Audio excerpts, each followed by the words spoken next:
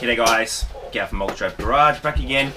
Today we're still doing tinning, and today will be the fenders. So we've got the driver side fender and passenger side fender. There's a few spots on the fenders that need to be tinned. There's 5 spots on the driver side and three I believe, possibly 4, but basically I believe there's 3 on the passenger side. So one of them you can see pretty clearly on here. The others on this one, you can partially see a little bit of tinning that was done here. The tinning that was on this spot is gone, and then there's a little bit of tinning down here. I basically had to do some repairs on this fender. If I can get that in the camera shot.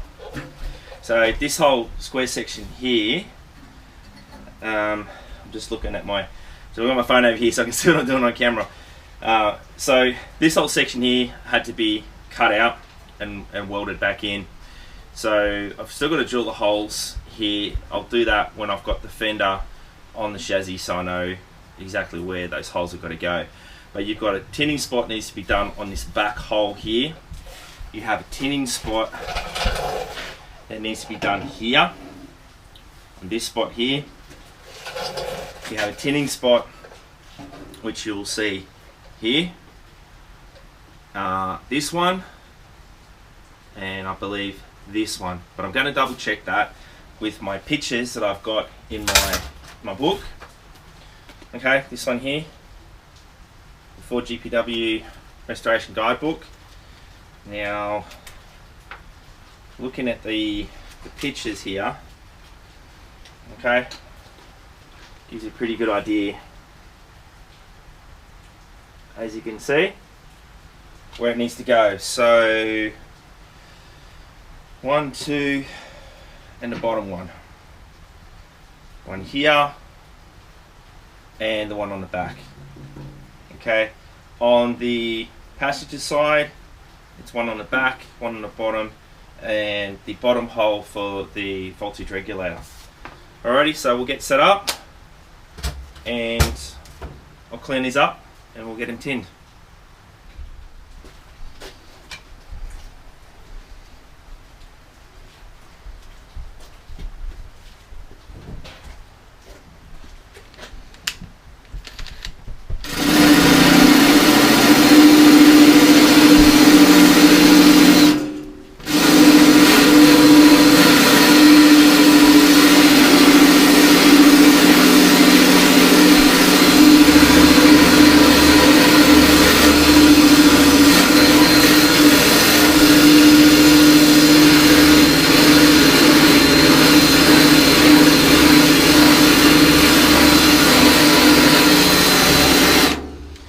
You can see here, guys, here's a little bit of the tinning, the original tinning that was still left on this fender, which is pretty cool. So that's the bottom one, and we'll do the two top ones up here. As you can see, this has still got some of the tinning in here already. I'll do this one.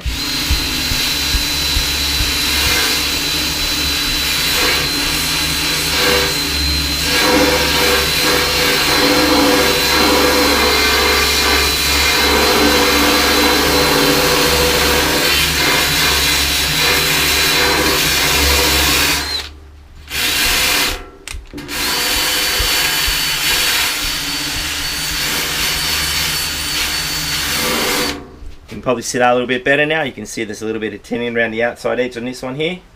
Okay, let's have a look at this one.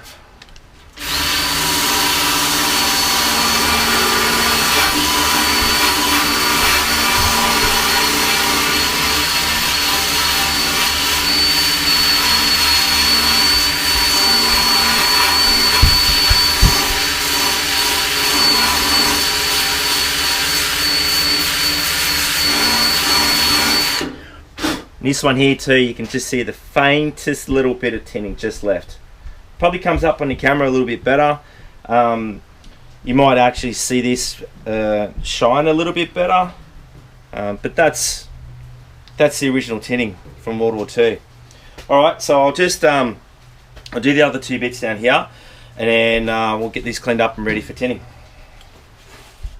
Okay, gents, so I'll put our tinning butter on.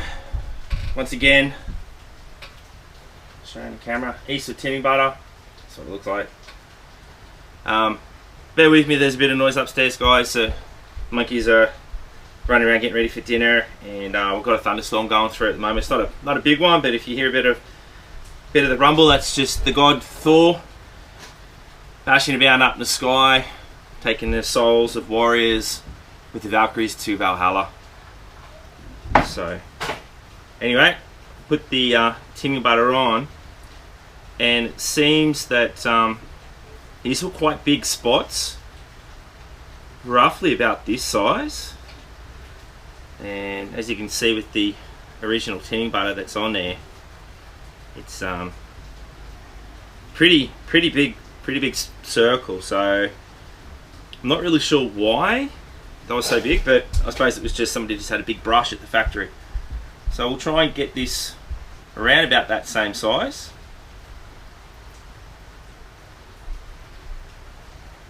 But it's great to see that the tinning butter is still on there from World War II, which is pretty cool. And I'll show you the hole on the fender on the side, because that's got tinning butter on it as well.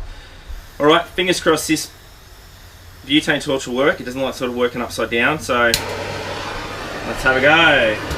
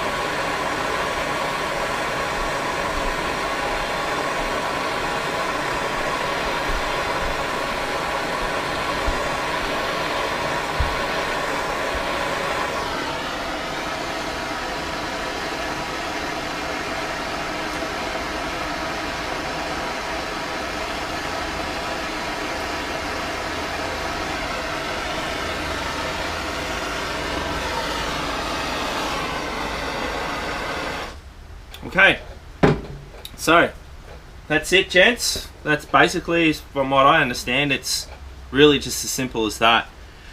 And just, you know, give it a quick little clean up just around the edge to get the residue off, because it is acidic, so it will start to create that primer.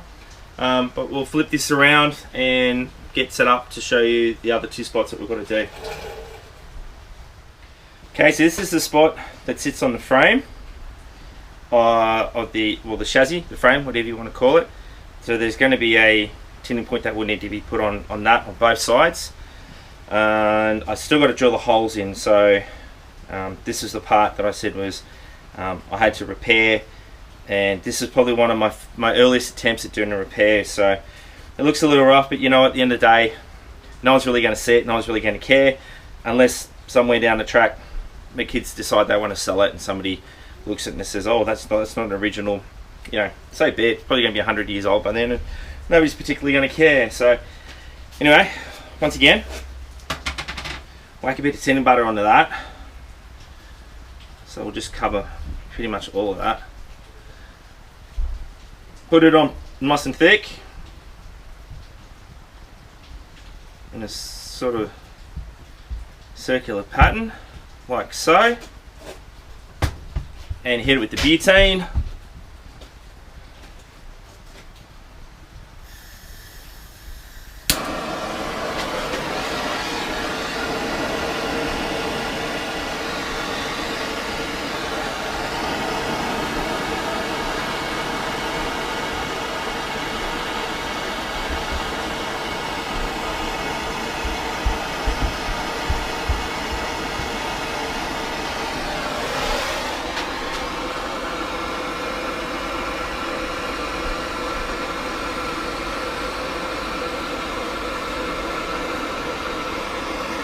Alright,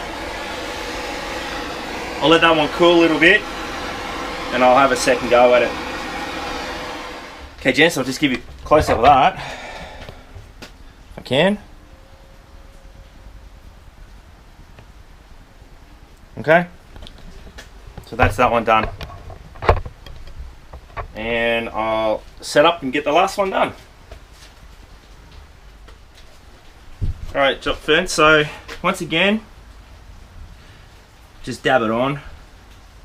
Nice thick coat. If I have a suggestion whilst you're doing this, I guess it would be to try and do this as a flat a surface as you can. Basically because once it heats up, it does become runny and it does run away on you. Now I'm doing it with a butane torch. I guess you probably could do it easier and quicker with an oxy torch, but the oxy torch might end up just blowing it away a little bit. So yeah, like I said, let's just try and keep it as flat as we can. Alrighty, we'll get this one done and we'll hit the other fender. Just basically just heat it up. As you can see, it starts to melt.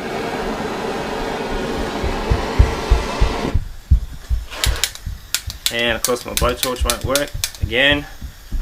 Right, there we go. Start to see it sort of burn and start to go a little bit silvery as your torch doesn't want to work and get it done.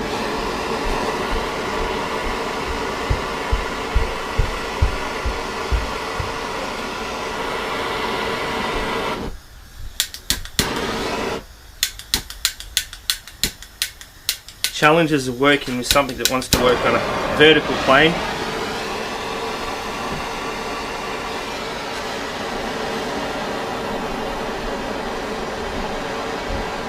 Okay, you can see it's starting to turn silver now.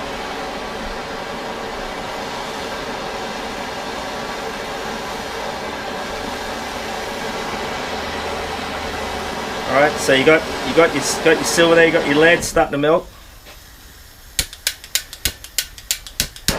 Keep it hot, whatever, and then just give it a quick wipe, and that basically just spreads it around like so. Okay, so missed a little bit there. Dab a bit more on there because it looks like it kind of ran off a little.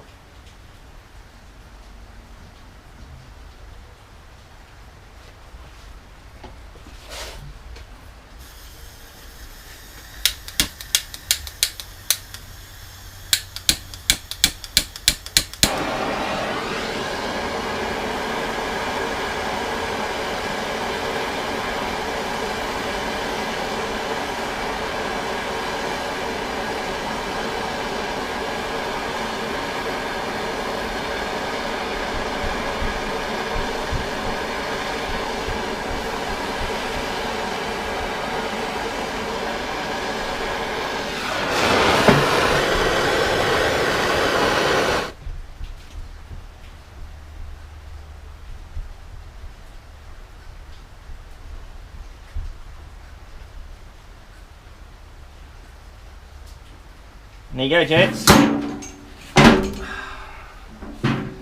Without knocking everything over.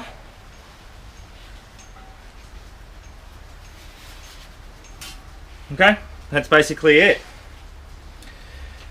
So I'll give you a quick clean up and put the tape on it and wait for it to cool, obviously, before we put the tape on it and primer, and we'll do the other fender. Cool. Okay, gents, so this is the tinning point here. I just got to hit a little bit of that for the voltage regulator. As you can see, there's still some old tinning from World War II on here, which is a great help, knowing exactly where my tinning's got to be. So as you can see, it's pretty big. It goes from about the curve right up to here. That's probably, do I have my ruler on me? No, but it's probably a good inch and a bit, in American size. In my size, it's about a thumb and a half. All right, I'm just going to give that a quick squeeze, get that cleaned up. Because you want it clean, otherwise it won't stick. And it looks like there's a little bit of some of that grey etch primer that was on there.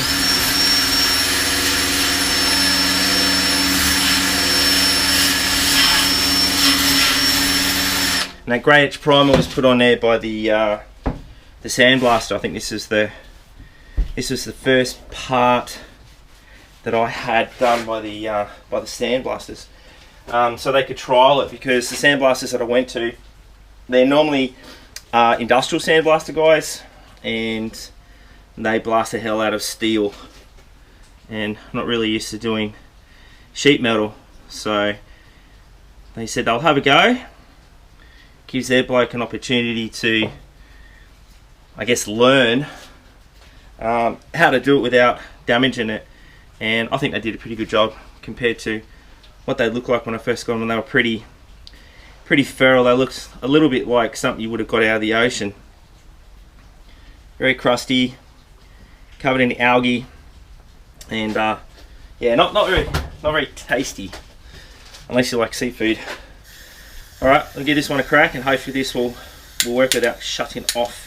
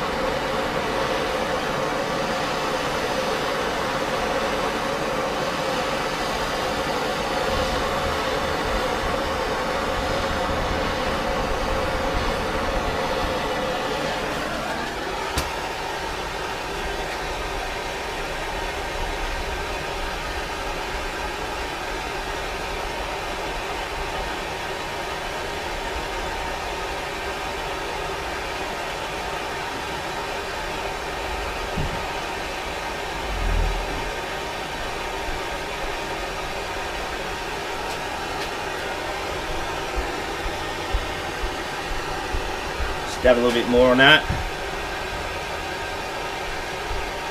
You can get it to sit.